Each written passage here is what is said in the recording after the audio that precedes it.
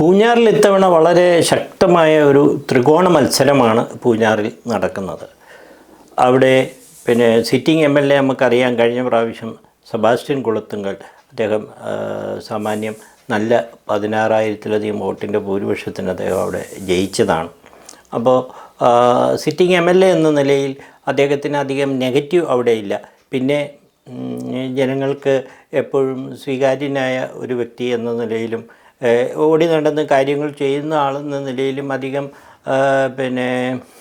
ഒരു ഭരണവിരുദ്ധ വികാരമുണ്ടെങ്കിലും അത് MLA എന്ന നിലയിൽ അദ്ദേഹത്തിന് വ്യക്തിപരമായി അധികം ദോഷകരമായി ബാധിച്ചിട്ടില്ല.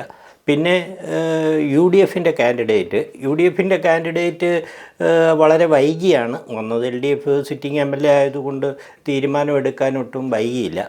UDFൻ്റെ കാൻഡിഡേറ്റ് പല പേരുകളും പറയപ്പെട്ടെങ്കിലും ഒടുവിൽ വന്നത് സെബാസ്റ്റ്യൻ കുളത്തുങ്കലാണ് LDFൻ്റെ കാൻഡിഡേറ്റ് എങ്കിൽ സെബാസ്റ്റ്യൻ MJ, സജി ജോസഫ് എന്ന സെബാസ്റ്റ്യൻ MJ ആണ് UDFൻ്റെ കാൻഡിഡേറ്റായിട്ട് വന്നത്. അദ്ദേഹവും അത്ര അപരിചിതനൊന്നുമല്ല മണ്ഡലത്തിന്. കാരണം ഇപ്പോൾ തലപ്പലം പൂഞ്ഞാർ നിയോജകമണ്ഡലത്തിലല്ലെങ്കിലും അദ്ദേഹം തലപ്പലം പഞ്ചായത്തുകാരനാണ്. തലപ്പലം പഞ്ചായത്തിൻ്റെ പ്രസിഡൻ്റ് എന്ന നിലയിൽ സജി ജോസഫ് അല്ലെങ്കിൽ സെബാസ്റ്റ്യൻ MJ 10 വർഷം പ്രവർത്തിച്ചിട്ടുണ്ട്. അതിനേക്കാളുപരി 2 ദശാബ്ദത്തിലേറെയായി അദ്ദേഹം തലപ്പലം സർവീസ് സഹകരണ ബാങ്കിൻ്റെ പ്രസിഡൻ്റാണ്.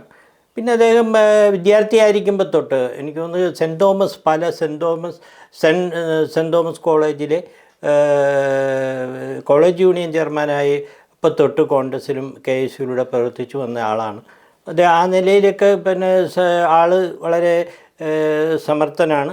പക്ഷേ ഇപ്പോൾ ഉള്ള ഒരു തലപ്പലം അദ്ദേഹത്തിൻ്റെ തട്ടകമാണെങ്കിൽ തലപ്പലം കാഞ്ഞിരപ്പള്ളി നിയോജകമണ്ഡലത്തിലാണ്. പൂഞ്ഞാറിൻ്റെ ഭാഗം അല്ല എങ്കിൽ കൂടി ഒരു ഊർജ്ജസ്വലനായ ഒരു പ്രവർത്തകൻ എന്ന നിലയിൽ കോൺഗ്രസ്സിന് ഇപ്പോഴത്തെ സാഹചര്യത്തിൽ ഒരു UDF തിരിച്ചു വരുമെന്നൊരു പ്രതീക്ഷ നിലനിർത്തുന്ന സാഹചര്യത്തിൽ, ഭരണവിരുദ്ധ വികാരം പൊതുവേ ഉണ്ട് എന്ന് കരുതപ്പെടുന്ന സാഹചര്യത്തിൽ ശ്രീ സജി ജോസഫിൻ്റെ സെബാസ്റ്റ്യൻ MJയുടെ പ്രവർത്തനങ്ങൾ, ഊർജ്ജസ്വലമായ പ്രവർത്തനങ്ങൾ ഫലം കാണുമെന്നാണ് UDF കരുതുന്നത്.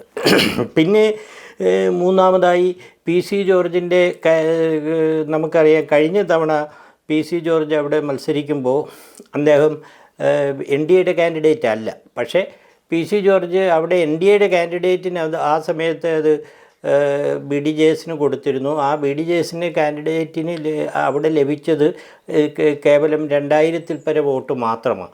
അതിൻ്റെ അർത്ഥം അന്നേ NDAയുടെ വോട്ടുകളൊക്കെ PC ജോർജിന് ലഭിച്ചിരുന്നു എന്നാണ്. അപ്പോൾ ഇത്തവണ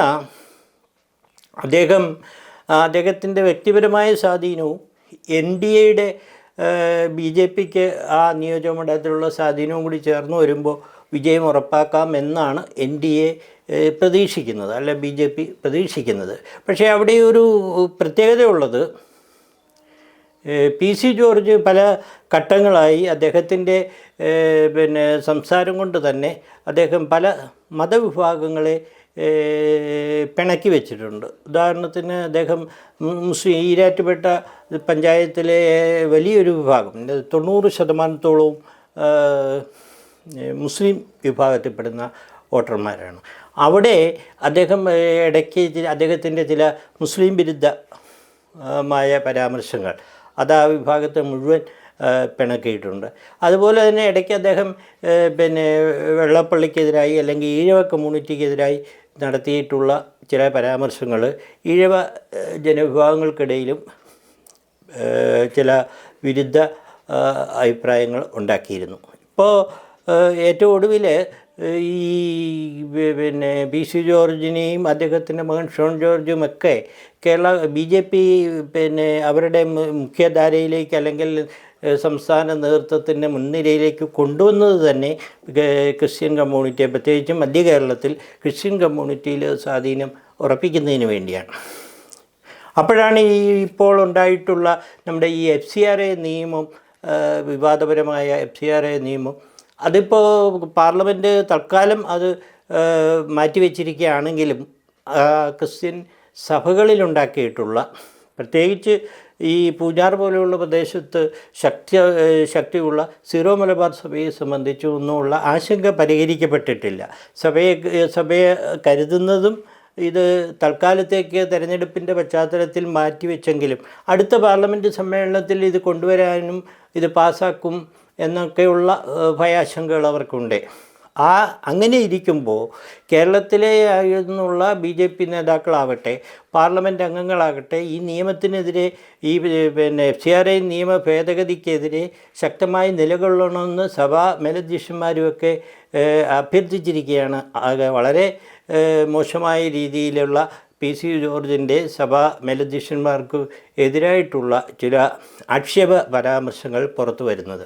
അപ്പോൾ അത് സ്വാഭാവികമായിട്ട് അത് ഏതെങ്കിലും പത്രത്തിൽ വാർത്തയടിച്ച് വരികയല്ല, അദ്ദേഹത്തിൻ്റെ നേരിട്ടുള്ള പരാമർശങ്ങൾ ചാനലുകളിലൊക്കെ വരിക കൂടി ചെയ്തപ്പോൾ സ്വാഭാവികമായിട്ടും ക്രിസ്ത്യൻ വോട്ടർമാർ അദ്ദേഹത്തിന് വോട്ട് ചെയ്യാൻ എന്ന് താല്പര്യപ്പെട്ടിരുന്ന ക്രിസ്ത്യൻ വിശ്വാസികളായ ഒരു വിഭാഗം ആളുകൾക്കിടയിൽ അത് ചിലപ്പോൾ ആ തീരുമാനം മാറ്റിക്കൂടുന്നില്ല. അപ്പോൾ അങ്ങനെ വരുമ്പോൾ ശക്തമായ ത്രികോണ മത്സരങ്ങൾ നടക്കുന്നുണ്ട് എന്ന് പറയുമ്പോഴും അവിടെ ഒന്ന് LDF സിറ്റിംഗ് MLAയുടെ ഒരു നിയോജകമണ്ഡലത്തിലെ സ്വാധീനം ഉണ്ട് എന്ന നിലയിൽ സിറ്റിംഗ് MLAയുടെ ആ പിൻബലം ഉപയോഗിച്ച് അവിടെ മണ്ഡലം നിലനിർത്താം എന്ന് LDF പ്രതീക്ഷിക്കുന്നു. പക്ഷേ ഈ മധ്യ കേരളത്തിലാകെ ഉണ്ടായിട്ടുള്ള ഒരു ഭരണവിരുദ്ധ വികാരം, മുഖ്യമന്ത്രിക്കെതിരായുള്ള വികാരം, ഇതെല്ലാം ക്രോഡീകരിച്ചൊരു ജനാധിപത്യ പാർട്ടികൾക്ക് സ്വാധീനമുള്ള ഒരു മണ്ഡലം എന്ന നിലയിൽ അവിടെ ഈ ഒരു ഭരണവിരുദ്ധ UDF അനുകൂല തരംഗമുണ്ടായാൽ അത് പ്രയോജനപ്പെടുന്ന ആദ്യത്തെ മണ്ഡലങ്ങളിൽ ഇതും പെടും എന്ന നിലയിൽ അവിടെ വിജയം ഉറപ്പിക്കാമെന്നാണ് UDFും കരുതുന്നത്. ഏതായാലും ശക്തമായ ഒരു ത്രികോണ മത്സരം നടക്കുന്ന മണ്ഡലമാണ് പൂഞ്ഞാർ എന്ന കാര്യത്തിൽ സംശയമില്ല.